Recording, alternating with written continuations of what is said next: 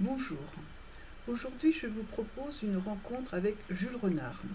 C'est un écrivain français de la fin du 19e, début du 20e siècle que vous ne connaissez peut-être pas, et plus particulièrement avec son journal, ce qui va nous permettre d'aborder ce genre littéraire. Jules Renard naît en 1864. Le petit Jules est roux, ce qui lui vaut le surnom de poil de carotte, car sa mère déteste cette couleur de cheveux.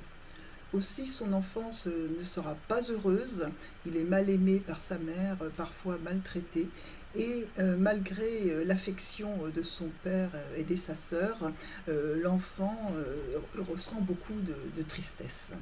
En 1897, il commence la rédaction de son premier roman et aussi de ce journal qu'il va poursuivre tout au long de sa vie.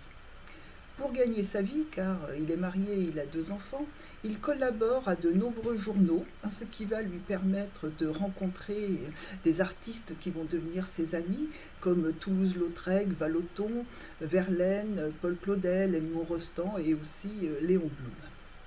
En 1894 paraît donc Poil de carotte, qui est son roman le plus connu de nos jours et qui lui vaut aussi la reconnaissance de la critique de l'époque et le succès auprès du public. En 1898, à la suite de l'article J'accuse d'Émile Zola, il se range immédiatement dans le camp des Dreyfusards et peu à peu il va s'impliquer de plus en plus dans la vie politique. Il va collaborer au journal socialiste L'Humanité, qu'il va aussi parfois soutenir financièrement. Il participe à la Ligue des droits de l'homme et il devient aussi maire d'un petit village. La santé de Jules Renard est très précaire, se détériore très rapidement et il meurt à 46 ans en 1910. Donc le journal, c'est un récit qui est plutôt autobiographique et généralement en prose. Et on dit que c'est un récit aux 3 je, parce que je est l'auteur, je est le narrateur et je est aussi le héros. On peut distinguer le journal intime que l'écrivain écrit mais sans avoir l'objectif de le publier, ou bien le journal qui est un genre littéraire à part entière avec la destination d'être lu un jour par le public. C'est vraiment cette option qu'a choisie Jules Renard parce qu'il fait de son journal une œuvre. Les écrits du journal peuvent être quotidiens, comme son nom l'indique, mais parfois aussi il peut se passer plusieurs jours sans que le diariste, car c'est le nom qu'on donne à celui qui écrit un journal, sans que le diariste ait quelque chose à dire. Le journal, par définition, c'est spontané, il n'y a pas de recul, et donc il peut y avoir beaucoup d'événements ou de citations qui aujourd'hui nous paraissent superflues ou inutiles quand on les lit. C'est aussi le cas, par exemple, dans le cas de Jules Renard, parce qu'il raconte souvent les rencontres qu'il fait dans la journée, et ça l'amène à citer des tas de gens qui nous sont aujourd'hui totalement inconnus.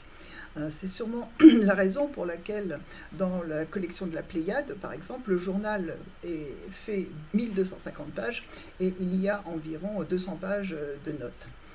Il y a 1250 pages et pourtant la version que nous connaissons aujourd'hui n'est pas complète car elle a été expurgée, censurée par sa veuve après son décès et avant la publication.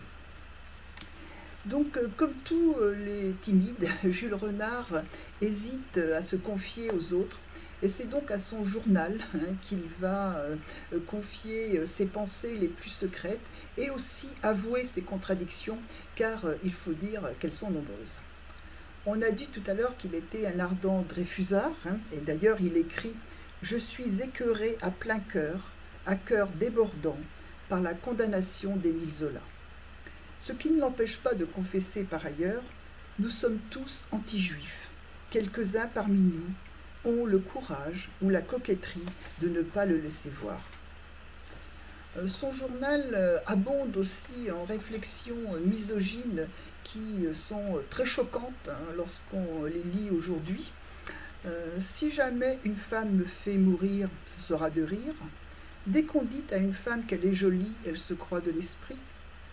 La femme est un roseau dépensant. Une femme a l'importance d'un nid entre deux branches. Bon, et j'arrête là les citations qui sont innombrables. Mais pour être tout à fait honnête, on lit aussi à côté, mais je les aime toutes. Je fais des folies pour elles, je me ruine en rêve.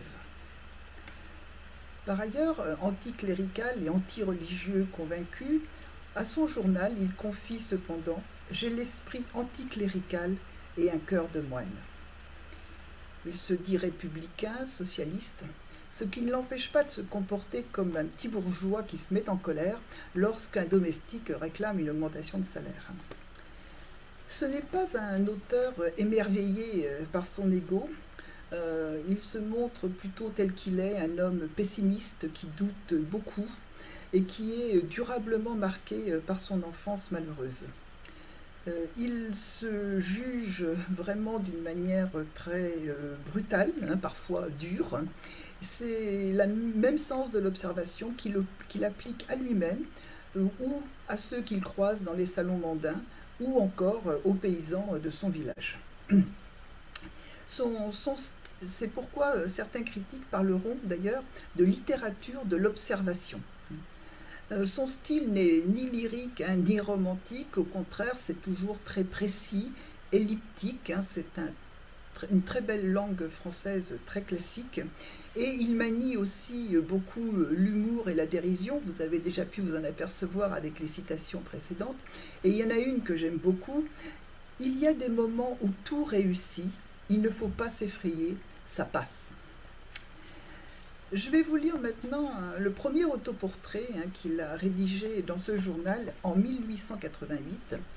Et il a alors 24 ans et il se rêve jeune poète, mais c'est un jeune poète qui a beaucoup de doutes. Vous allez entendre combien de fois il répète « tu ne seras rien », ce qui ne l'empêche pas d'avoir déjà défini avec beaucoup de précision ce qu'il considère être un art poétique fondé sur l'observation, encore une fois, humble de la nature et de la simplicité.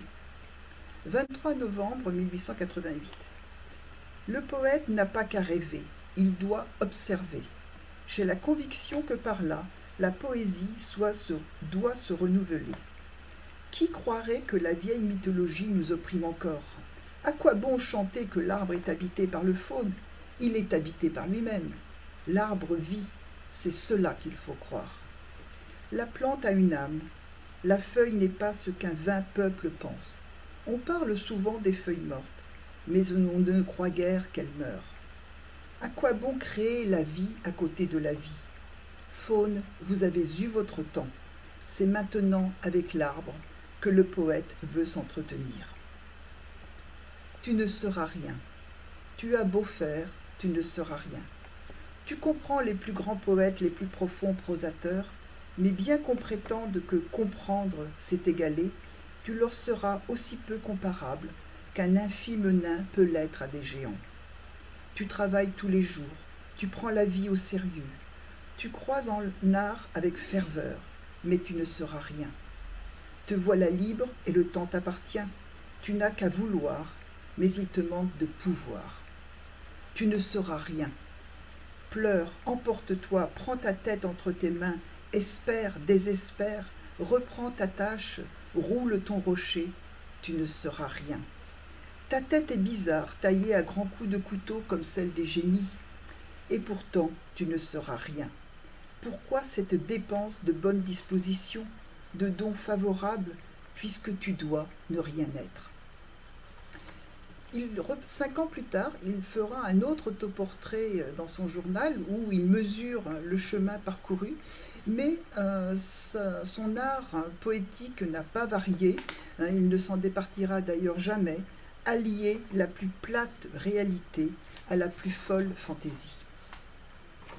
À côté des remarques drôles ou cruelles, mais aussi parfois tendres, comme lorsqu'il rapporte les mots de ses enfants qui le font beaucoup sourire, c'est un pessimisme radical, hein, que nous voyons dans le journal de Jules Renard. Euh, Ces remarques traduisent les nombreuses crises que va traverser aussi bien l'homme que l'écrivain, hein. Et c'est particulièrement une période noire, par exemple en 1897, qui est aussi le moment où son père se suicide, le 19 juin. 1 heure et demie, mort de mon père. On peut dire de lui, ce n'est qu'un homme, un simple maire de pauvre petit village. Et cependant, parler de sa mort comme de celle de Socrate. Je ne me reproche pas de ne pas l'avoir assez aimé, je me reproche de ne l'avoir pas compris. Donc cette année 1897, particulièrement noire, hein, son pessimisme devient une philosophie. Il parle de l'homme, cette taupe de l'atmosphère.